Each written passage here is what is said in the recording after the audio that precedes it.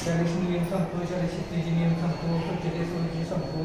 मग काय होतं की ते विद्यार्थी त्यापुरते तेवढ्या कुठं फॉलो करतात, परत विसरतात. आता समजा आपण एखाद्या रस्त्याने निघतो आणि आपण सिग्नल तोडतो, आपल्याला फाईन झाला की आपल्याला कसं लक्षात येईल की आपण पुढच्या वेळी सिग्नल नाही तोडतो, की फाईन होतो. आपण असं यामध्ये कल्पना वापरतो की त्याला तो फाईन होणार त्या ठिकाणी खेळामध्ये. ह्यासाठी आपण काय केलं, एक स्टोअर तयार केले आणि ह्या स्टोअरला एक स्टोअरकीपर असणार, शॉपकीपर.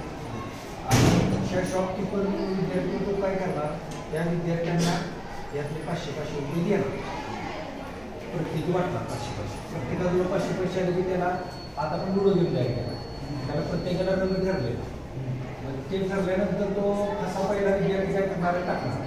पहिला टाकल्यानंतर ह्या जर समजा रेडमध्ये गेला, समजा रेडमध्ये आला तर रेडला आपण आता उदाहरणार्थ हे घेतो वाहतुकीचे नियम. हे वाहतुकीचे नियम, वाहतुकीचे दंड आहे. समजा तो 3 नंबरला आला तर त्याला काय होणार की माझं काय झाले, रॉंग साईड ड्रायव्हिंग झालं, मला काय द्यावं लागणार, 150 रुपये दंड द्यावा लागणार. तो ह्यातलं 200 रुपये देईल किंवा 150 रुपये सुट्टे देईल. तिथं त्यांची काय होणार आहे, एकमेकांच्या मध्ये व्यवहार होणार. त्याच्यानंतर समजा तो ग्रीनमध्ये गेला, ग्रीनमध्ये गेला समजा 2 लाख अपघातग्रस्तांना मदत. अपघातग्रस्तांना मदत या वाहतुकीच्या नियमामध्ये केली पाहिजे तर आपल्याला काय होते, 100 रुपये रिवॉर्ड मिळणार. तो दुकानदार त्याला 100 रुपये देणार. आणि त्याच्या पुढे जाऊन आपण त्याच्यामध्ये असं केले की आता समजा ऑरेंज, ऑरेंजमध्ये गेला तरी आपण खरेदीसाठी वस्तू ठेवतो. काय आहे, आता उदाहरणार्थ समजा कोंबडा आहे, 8 नंबरला तो गेला, कोंबडा आहे, कोंबडा किती रुपये आहे, 150 रुपये.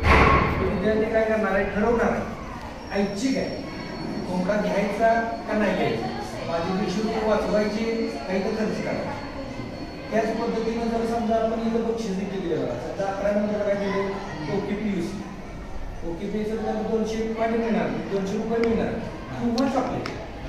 मग आपण काय म्हणलं त्याला, तुला चॉकलेट पाहिजे का 200 रुपये पाहिजे, तो विचार काय करणार. आता आपण चॉकलेट खाल्ले तर 200 रुपये मिळणार नाही का, शेवटपर्यंत आपल्याला मिडलपर्यंत जायचं. मिडलपर्यंत गेल्यानंतर हा 200 रुपयाचा विषय, त्यानं 200 रुपये दिल्याशिवाय 20 रुपये मिळणार नाही. शेवटी त्याला पैसे वाचवत कितीपर्यंत जायचं. म्हणजे तो प्रत्येक वेळी काय करणार आहे, आपल्याला पैसे आले किती